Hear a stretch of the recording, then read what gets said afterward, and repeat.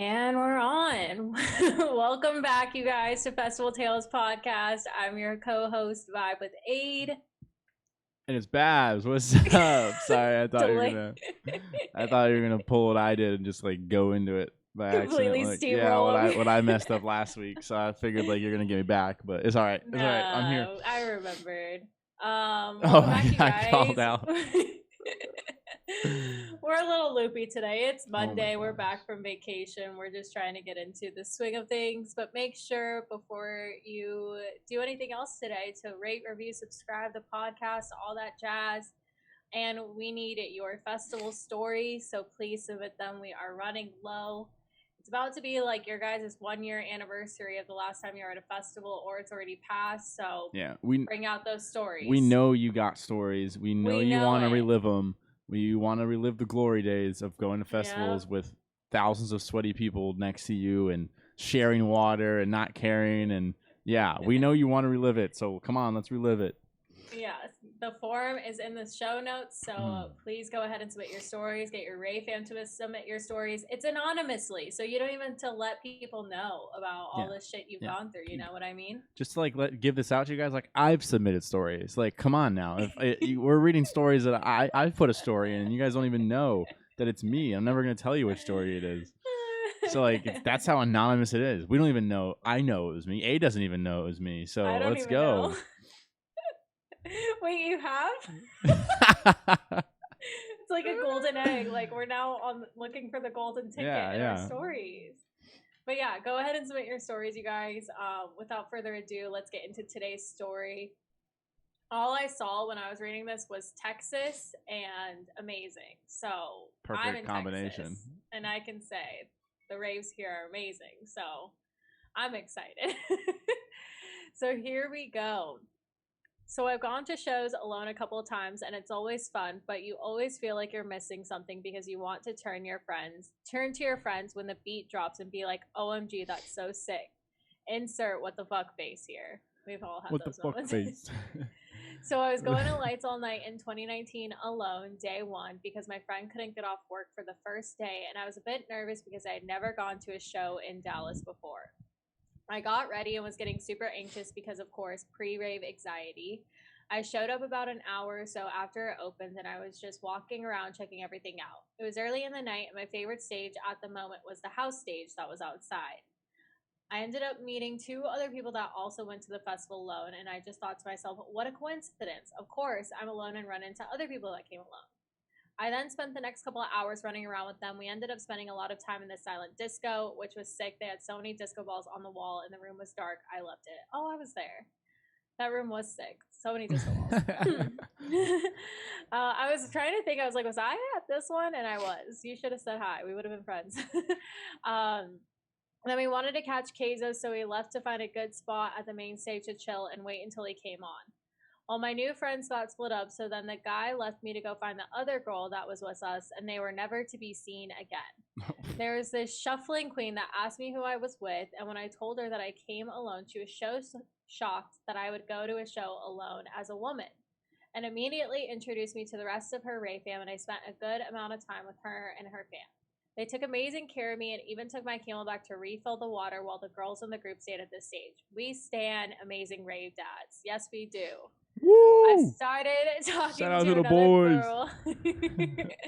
I started talking to another girl that was with her group next to us and ended up staying with them after my New Orleans fam decided they wanted to see a different DJ. This last group of girls were so freaking nice. Like, we got along so well. I even ended up going to their hotel the next day to help with hair and makeup. Now go to day 2, and I met up with the very first guy that I met who went alone. And I brought my friend with me who couldn't show up to day 1. Her name is Alex. I actually met Alex at EDC 2019 when I decided to ditch my friends and she adopted me. But okay, back to day 2 of Lights All Night. We were at Subtronics, which was a dope set, by the way, everyone. That was me saying that. It was so good. Anyway, we were at Subtronics and ended up meeting this other girl who went to the show alone and adopted her, and we all spent the entire night together, and it was so great. I sadly could not find the other people I met day 1, but I'm sure they all had an amazing time. I just have to say, raves in Texas are amazing. Everyone was so nice and welcoming. It was one of my favorite shows that I've gone to just because the vibes were at an all-time high both days. Anyways, my purpose in telling the story is to let people know it's okay to go to shows alone. I moved to Texas not really knowing that many people, and through the EDM community and going to shows alone, I've met some of the most amazing people. Amen to that, honestly. That is such a feel-good, nice story. I give you all the props in the world. You know, I'm surprised you didn't see more cowboy boots and cowboy hats out there in Texas at these festivals, but you know, that's what I would be willing to bet. That's what I think of at Texas festivals. I've never worn a cowboy hat in my life, but you think we're all wearing? No, I know you're not. I just wanted to get a quick jab in while I could. That's no, I give you all the props in the world. I mean, that's actually something I've always wanted to do because I think I'd have a fun time doing that, just running around and being like, "What's up?" and like just not having to worry about anybody but me. Yeah, have you gone to a festival or show alone? Not that I can think of. I have gone off on my own but like from start to you've gone by yourself. No, I wish. I haven't done that at all. It's a good time. Oh, dude, what's your story? Let's hear it. So let's see. When I first moved to Texas, I went to a lot of stuff alone. Because I moved in 2017, and then I had this whole big rave family back in Arizona. And so when I was moving out, I was like, well, I have absolutely no one, so I'm gonna have to just kind of like figure it out. So I went to a couple shows by myself that were really nice. Met a couple people there, and then it's just nice because you're just in control of your whole situation. Yeah. You know what I mean? Yeah, that's what sounds so appealing to it. Yeah. I'm technically supposed to go to eForest this upcoming year if it happens by myself. I mean, I would know. I think I'll know you, and I'll know. And I'll know. Technically, I know the kid. I've never gone to a festival with the kid before, though. That I bought the ticket from, but I do communicate with him like on Twitter here and there. Yeah. But it's not like it's someone I like. I'm not going with people I legit like know. Like. Yeah. So that was kind of similar for me. I went to Freaky Deaky, or not Freaky Deaky. It was called Something Wicked back then. Mm-hmm. And that was in Houston, and like I knew people there. Like kind of like one or two people there, but otherwise I basically like went alone. And I would say the same thing that this girl said. Raves in Texas are amazing. Like everyone's just so friendly and like. Why do you keep on laughing? I just think it's like it's like you know everyone's. I feel like at most raves like everyone's generally friendly. I know, but like what is the distinguish that Texas was super? I'm just asking as a person who doesn't know. I'm not saying you're wrong, but I'm curious. Like, what was the distinguish that was like, oh, this is why Texas raves are better? I'm not saying they're better, but like, I would just agree that everyone is super nice and welcoming. Like, I don't know when I've gone to like Beyond, like when I've gone to California festivals, like Beyond Wonderland. Like everyone's pretty nice, but like when I went to Texas, I was like, wow, everyone is so nice. That's that Southern hospitality. That's what it is. Yeah, it is. Like, it's that Southern hospitality mixed in with raving. Whereas like Southern California, you kind of get that like, not that everyone in LA is bad, but like kind of get that like a little rich LA vibe. Where they're West like, Coast, they're like, we're from LA. Like. When I went to Dirty Bird Campout, and for the people that love Dirty Bird Campout, they're going to come for me for this. But this was in California, and it just seemed like everyone was just very into their own groups, which is great. Like, have fun with your group, whatever. But it just never really felt like a community. Like, everyone was super friendly with one another, like even strangers. Right. At Texas, like the people next to you just like seem like they're just like your best friends all of a sudden. Okay, whatever. I see what you're saying. I could see that. I could see that. I think that again. I think that's like that Southern hospitality type feel to it. Yeah. Involved in the rave scene. I can see that. I've only been to a few festivals where I agree that like they're like that. There are different vibes for different festivals. I do agree with that. I do agree. The production is like. It's not Insomniac production, you know what I mean? But like the people is just like always really great. So whenever like last year or this year, I actually wasn't gonna go to a lot of Texas festivals, and I was getting kind of like sad about it because I was like, oh, like kind of piece of me kind of feels like left out. I miss those cowboy boots and I hats and know. people riding their horses. But we love the Texas fam, and we'll get Babs out here to I'm totally experience it for down. himself. I like was wanting to do Freaky Deaky the last 2 years, and I didn't have anyone to go with me. And then like one of the years, I like backed out last minute because I didn't want to spend the money, and I was like, I'll just do this instead. And I wish I would have gone one of the years, especially now that I can't go at all. I wish I did one of those years in Texas because I was like looking at it. I'm like, it's only like from where I was staying in Tallahassee. I think when I went to school, it was like maybe an 6 or 8 hour drive. Like, it wasn't too bad. Like, it wasn't too bad. And I was like, oh, I could do that. And then like hotels and blah blah blah. But no one wanted to do it with me. Should have been one of those weekends I did it on my own. Well, when it comes back, you know who to hit up. It will come back. It will come back, people. Have faith. It will. Yeah, I mean, I do like the appeal of like being kind of like free and doing your own thing and just like vibing out and like meeting cool people. I mean, yeah, I've done that. I've done like days like that where I just am like off on my own, and that's fun. Yeah. So I can't imagine like just going out and like just balling. Like, I'm just going out by myself, and we're gonna see what happens. It's hard.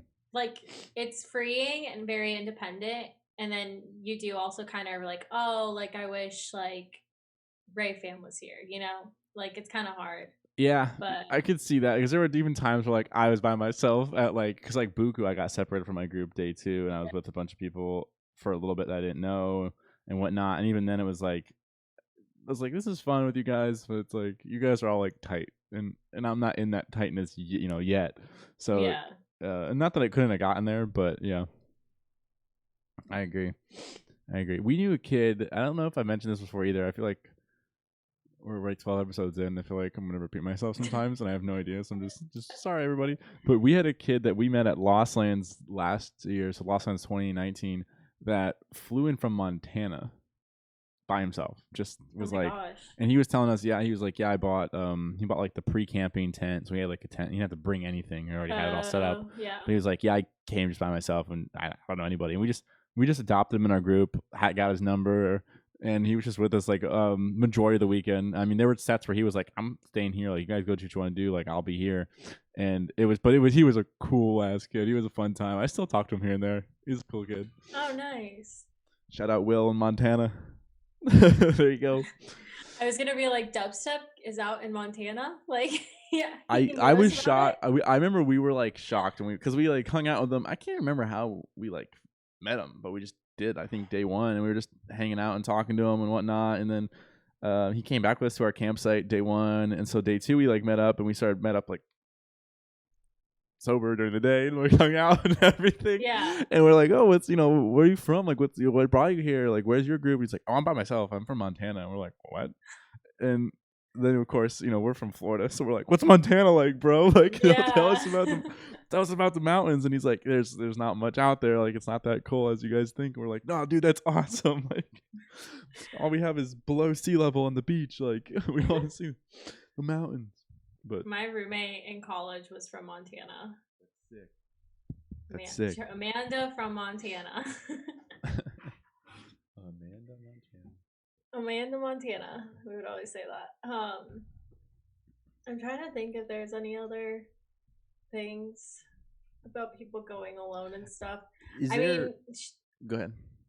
No, you can. I was gonna ask: is there a worry at all that you have? That's what I was just gonna say. Kind of, but not really.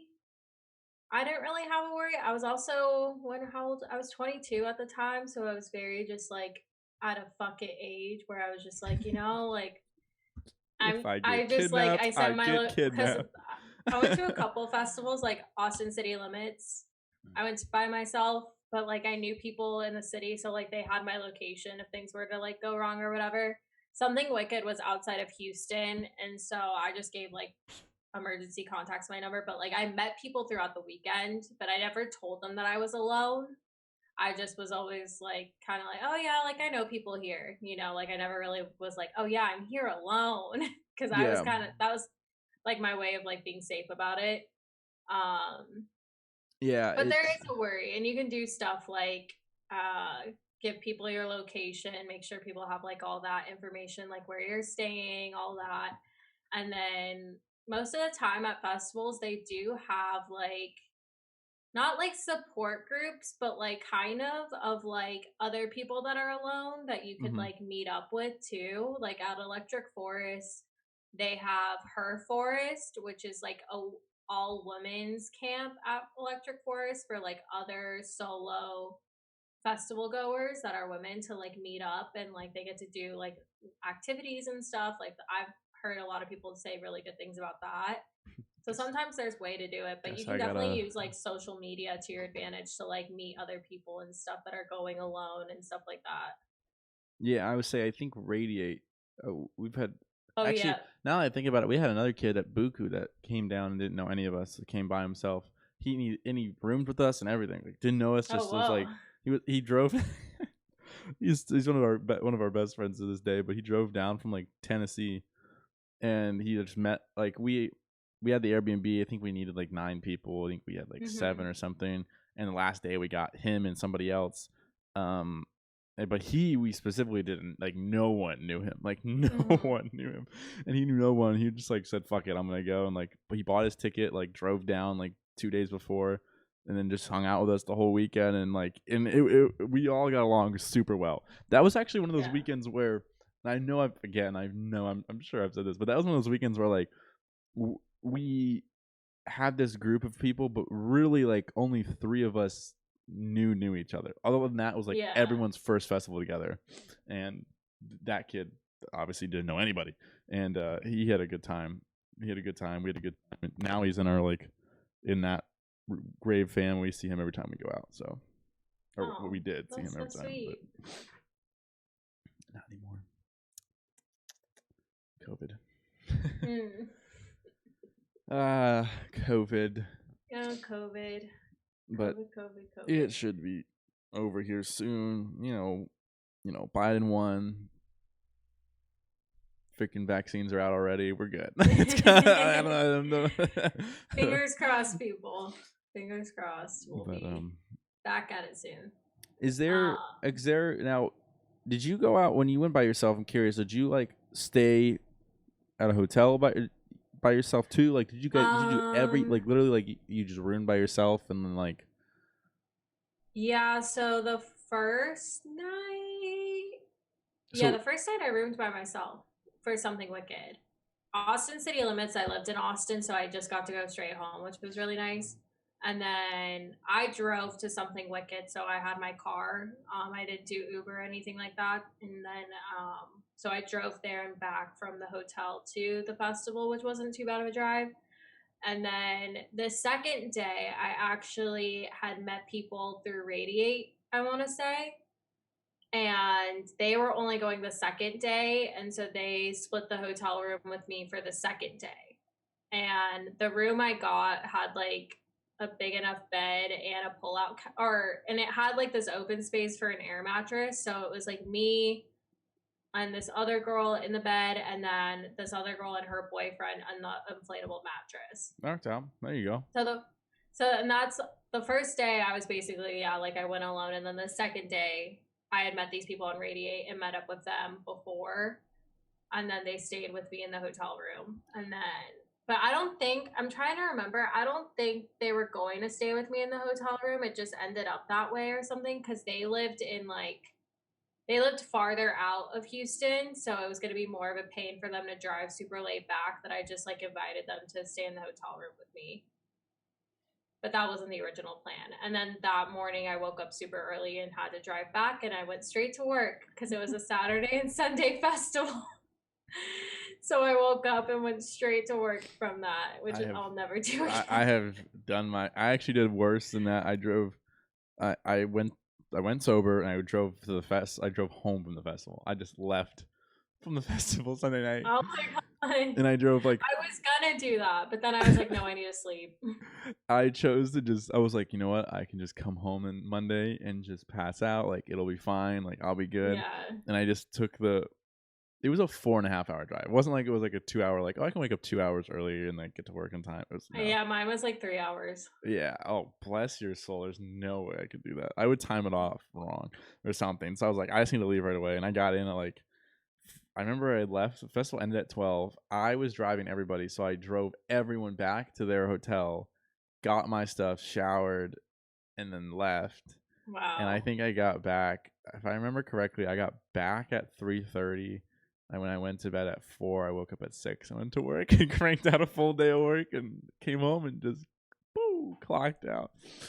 Yeah, not the brightest idea, but you know, the energy you have when you're younger.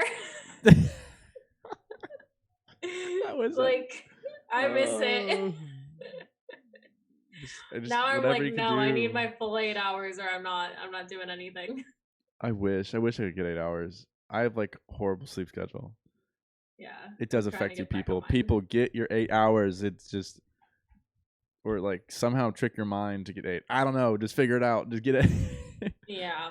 My dad somehow gets like 5 hours and still functions and without coffee, and I just don't get it. I've noticed I've noticed with me, I can it's weird. If I get 6 hours, I'm kind of groggy. But if I do like 4 hours of sleep, I'm up and at 'em. I'm like ready to go. Yeah. It's like I can't find this middle of the way ground. And then other times I sleep for like 12 hours.